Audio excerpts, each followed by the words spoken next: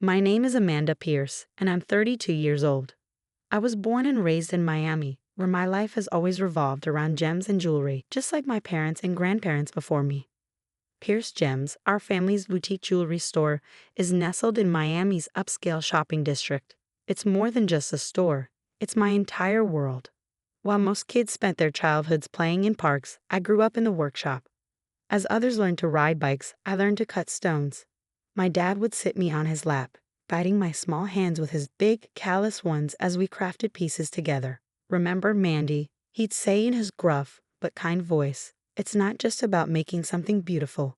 It's about creating something that tells a story." Our family has a secret, though we're not royalty or anything like that.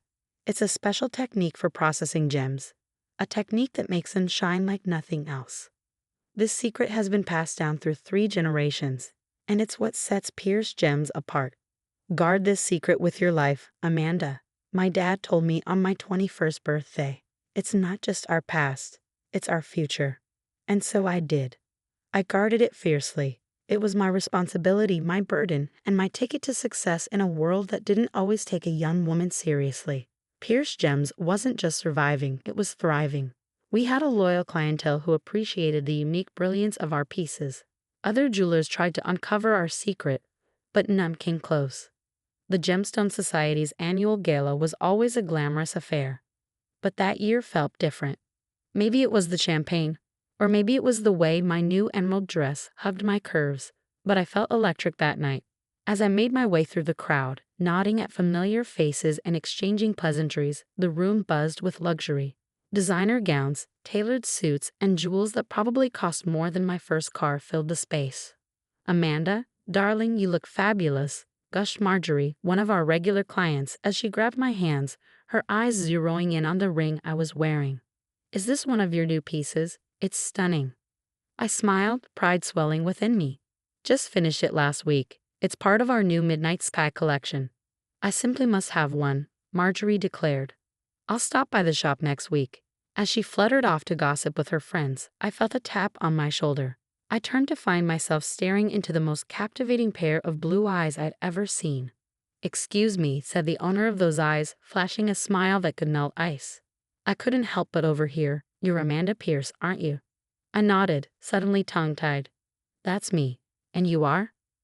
"Jason Ranfield," he replied, extending his hand. "It's a pleasure to finally meet you. I've heard great things about your work." Ranfield. The name hit me like a ton of bricks. The Ranfields were jewelry royalty, owners of one of the largest jewelry empires in the country. And here was their hair, talking to me like I was the most interesting person in the room. "The pleasure's all mine," I managed to say, shaking his hand. "I didn't realize the Ranfields would be here tonight." Jason laughed, a warm, rich sound that made me feel like we were sharing an inside joke. "We usually skip these events, but I insisted on coming this year. I've been following your work, Amanda. You're making waves in the industry." A blush crept up my cheeks. "That's very kind of you to say." "It's the truth," he said, his eyes twinkling. "In fact, I was hoping we could discuss a potential collaboration. How about dinner next week?"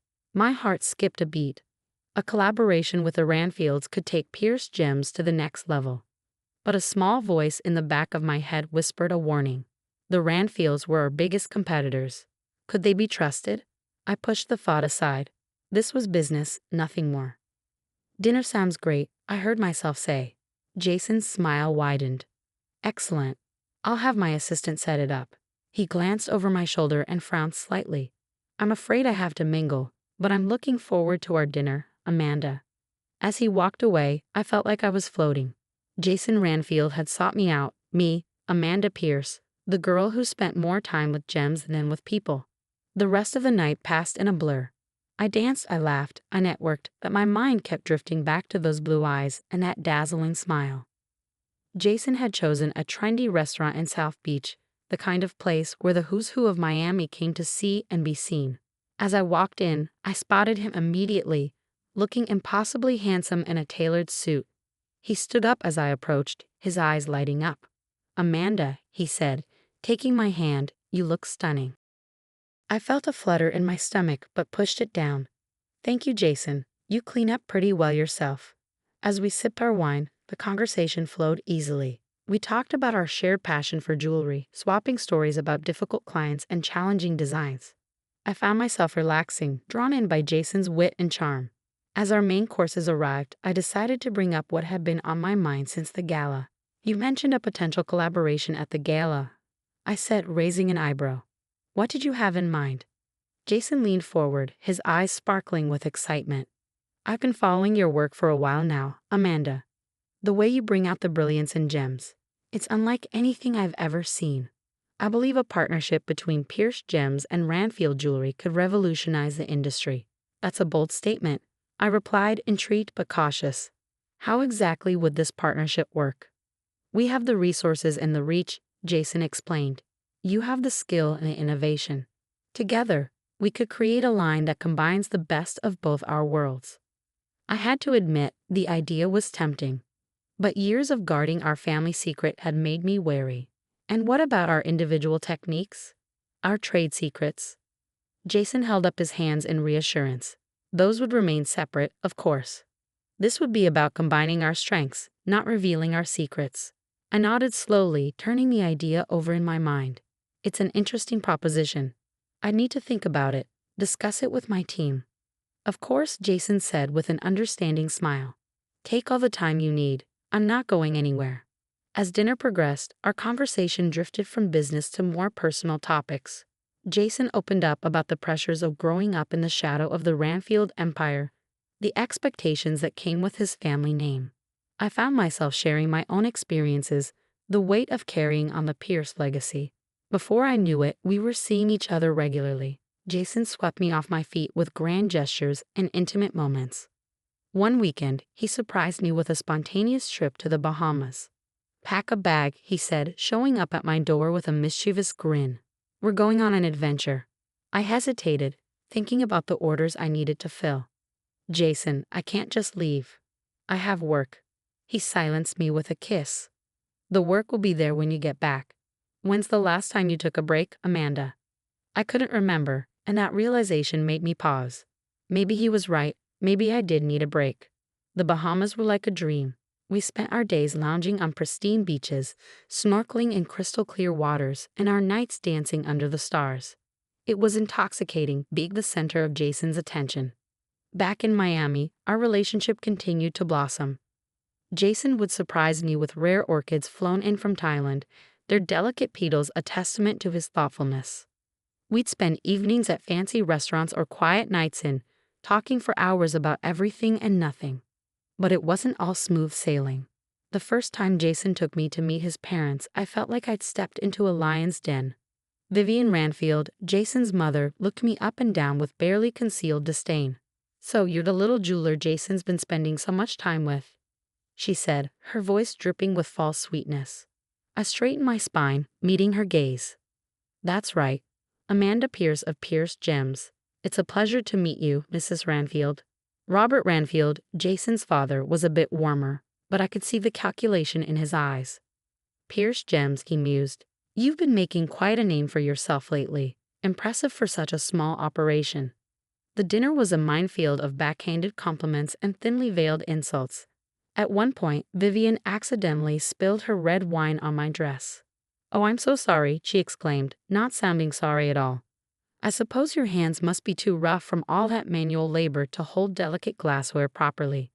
I plastered on a smile even as I seethed inside. "No worries, Mrs. Ranfield. Accidents happen." Jason squeezed my hand under the table, a silent show of support. Later, as he drove me home, he apologized profusely. "I'm so sorry about my parents," he said, his knuckles white on the steering wheel. "They can be difficult." I sighed, looking out at the Miami skyline. "It's okay. I'm sure they're just protective of you." Jason shook his head. "It's not okay. You're important to me, Amanda. They need to accept that." His words warmed my heart, pushing away the lingering chill from his parents' cold reception. As weeks turned into months, I found myself falling harder for Jason. He was everything I'd never known I wanted, charming, worldly, and seemingly head over heels for me. For the first time in my life, I felt truly seen and appreciated for more than just my craft. We'd been dating for about 8 months when he surprised me with a trip to Paris. "Pack your bags, darling," he said, his eyes twinkling with excitement. We're off to the city of love. And so I found myself in Paris, strolling hand in hand with Jason along the Seine, marveling at the architecture and indulging in decadent French cuisine. It was like a dream. On our last night in Paris, Jason took me to dinner at a Michelin-starred restaurant with a view of the Eiffel Tower. As we finished our dessert, he suddenly looked nervous. "Amanda," he said, reaching across the table to take my hand. "These past months have been the happiest of my life. I can't imagine my life without you." He stood up, and to my shock, got down on one knee beside our table. The other diners gasped and turned to watch. "Amanda Pierce," Jason said, pulling out a small velvet box. "Will you marry me?" I stared at the ring in shock. It was beautiful, but a small part of me couldn't help but notice that it paled in comparison to my own creations. I pushed that thought aside, focusing instead on the man kneeling before me, his eyes full of hope and love. "Yes," I heard myself say. "Yes, I'll marry you." When we returned to Miami, reality came crashing back. Jason's parents insisted on throwing us an engagement party, and I found myself thrust into a world of high society that I'd only ever observed from the outside. The party was a lavish affair at the Ranfield Mansion. As I circulated among Miami's elite, I couldn't help but feel out of place. These people lived in a different world than I did, a world of old money and ingrained privilege. Vivian Ranfield cornered me by the champagne fountain, her smile as sharp as a diamond-tipped saw. "Amanda, darling, I must say, we were all quite surprised when Jason announced your engagement. It's not often a Ranfield marries outside our social circle." Before I could respond, Jason appeared at my side, placing a protective arm around my waist. "Mother, I hope you're not giving Amanda a hard time." Vivian's smile didn't reach her eyes. "Of course not, darling. I was just welcoming Amanda to the family." Later that night, as Jason and I slowed dance under the crystal chandeliers, he leaned in close. "I have an idea," he whispered. "Why don't you make a special piece for my mother as a peace offering? Show her what you can do." I hesitated. The Pierce family secret wasn't something I shared lightly, even with my fiancé. But maybe Jason was right. Maybe this could be a way to bridge the gap between our two worlds. The weeks following our engagement were a whirlwind of wedding planning. I threw myself into creating the perfect necklace for Vivian, hoping it would be the olive branch that could finally win her over. I spent countless hours in my workshop, pouring my heart and soul into the piece. I used rare pink diamonds and a flawless blue sapphire from my father's private collection. It was to be my masterpiece, a testament to my skill and the Pierce family secret. One evening, as I was putting the finishing touches on the clasp, Jason stopped by the workshop. His eyes widened. "Amanda, it's incredible. I've never seen anything like it." I felt a surge of pride. "Do you think your mother will like it?" Jason nodded, his eyes still fixed on the necklace. "She'd be a fool not to. The way it catches the light, it's almost otherworldly." I smiled, pleased with his reaction. That's the Pierce touch. The next week, I was at the Ranfield Mansion for another wedding planning session. Suddenly, I heard raised voices coming from down the hall. I slipped out of the room and followed the sound of the voices. As I got closer, I could make out what they were saying. "You're being ridiculous," came Robert's deep voice. "This marriage is a golden opportunity. Don't tell me you're getting cold feet now."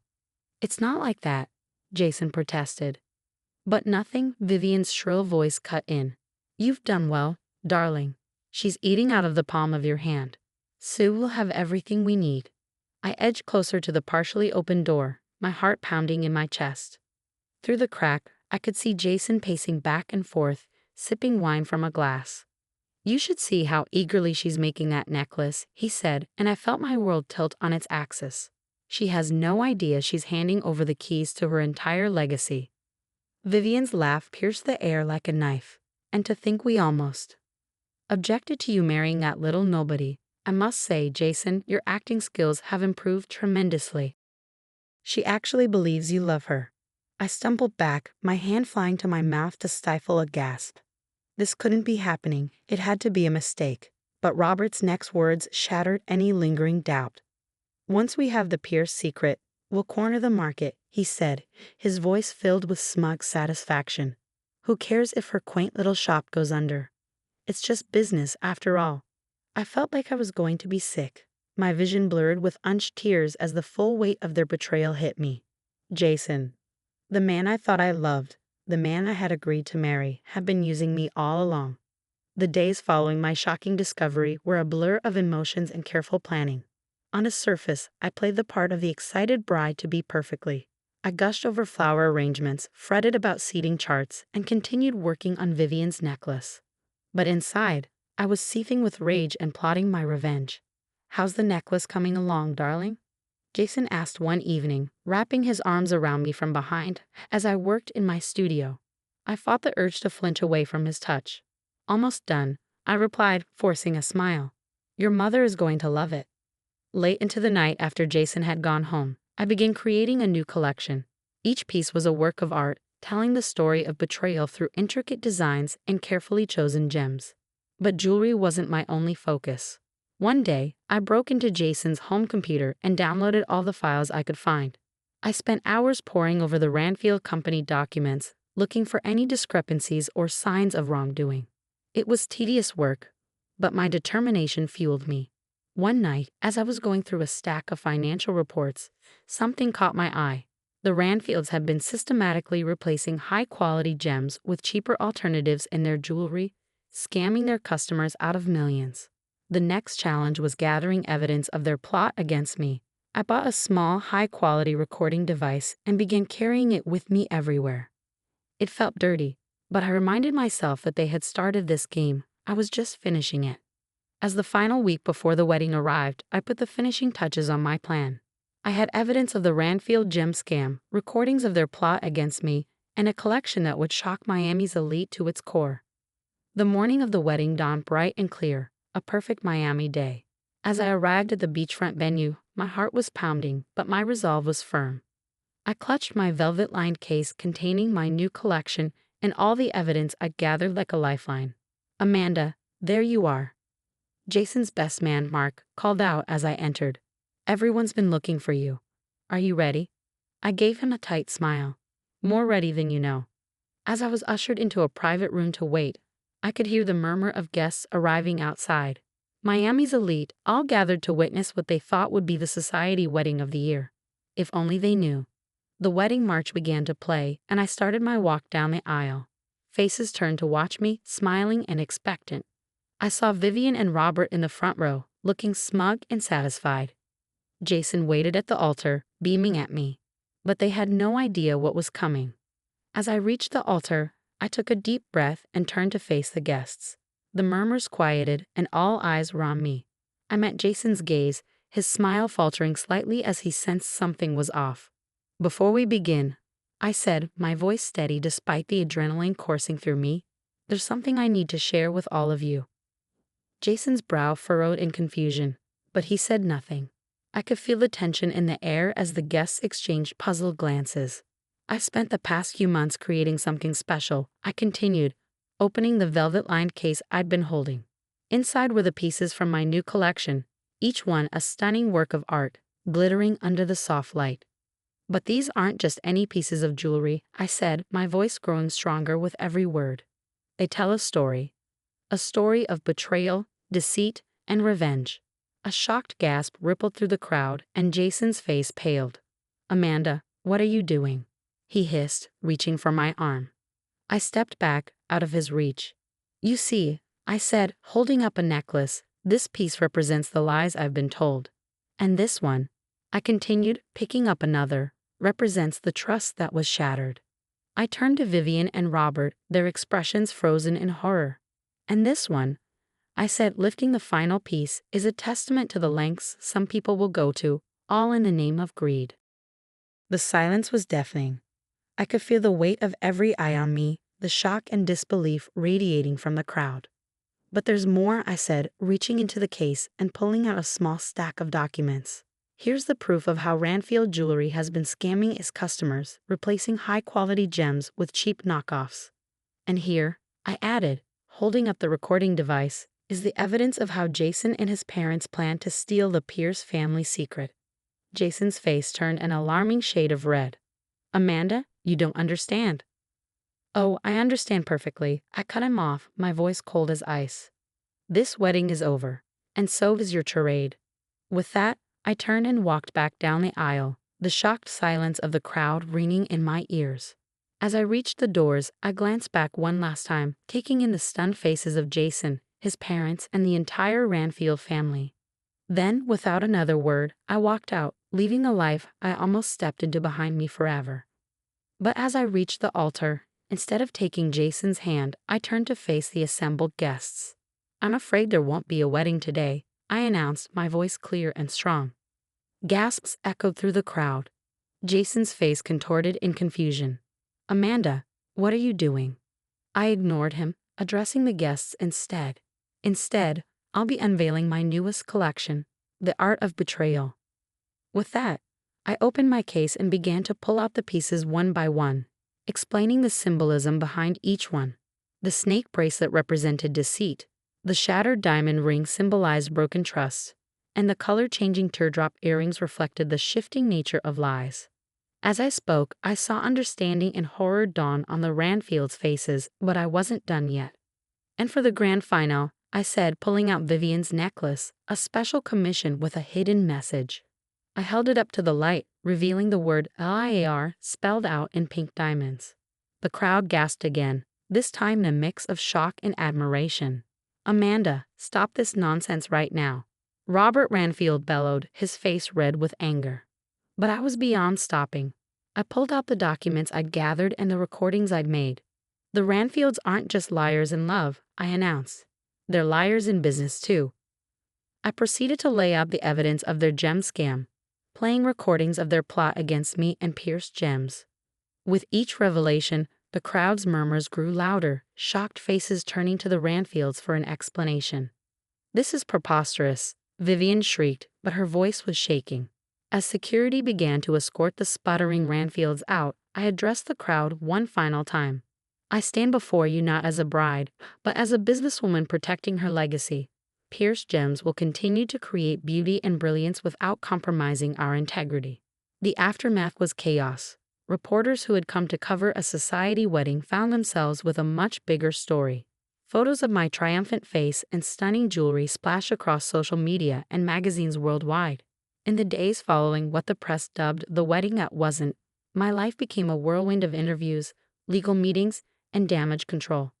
The story had exploded beyond Miami, capturing national attention. My phone rang nonstop with calls from reporters, industry insiders, and even a few Hollywood producers interested in my story. I sat in my workshop, surrounded by half-finished pieces and stacks of newspapers, all featuring my face on the front page. The headlines ranged from "Jewel of Deception," "Hair Exposes $1 Million Scam," to "Love, Lies, and Luxury," the Pierce Ranfield saga. The Ranfield empire crumbled under the weight of the scandal, with multiple lawsuits filed against them. My best friend and now lawyer Sarah burst through the door, her arms full of more newspapers and legal documents. "Amanda," she said, dropping everything on my workbench, "we need to talk strategy. The press is having a field day, and we've got at least a dozen interview requests over the next few weeks." I carefully chose which interviews to give. I spoke about the importance of transparency in the jewelry business, the need for stricter regulations, and my vision for a more ethical industry. As the weeks turned into months, the media frenzy began to die down, but my resolve only grew stronger. I channeled my energy into Pierce Gems, pushing myself to create more innovative designs while maintaining our commitment to ethical sourcing. One evening, as I was locking up the shop, a woman approached me. She looked familiar, but I couldn't place her. "Miss Pierce," she said hesitantly, "I'm sorry to bother you, but I wanted to thank you." I tilted my head, confused. "Thank me for what?" She smiled sadly. "I bought a Ranfield piece for my 25th wedding anniversary. After your expose, I had it appraised. Turns out the stone wasn't nearly what they claimed it was. Thanks to you, I was able to get my money back." I felt a lump form in my throat. "I'm glad I could help." As she walked away, I realized that my actions had affected real people, not just faceless consumers. The scandal that had nearly destroyed me had instead become the catalyst for positive change. And I, Amanda Pierce, was just getting started.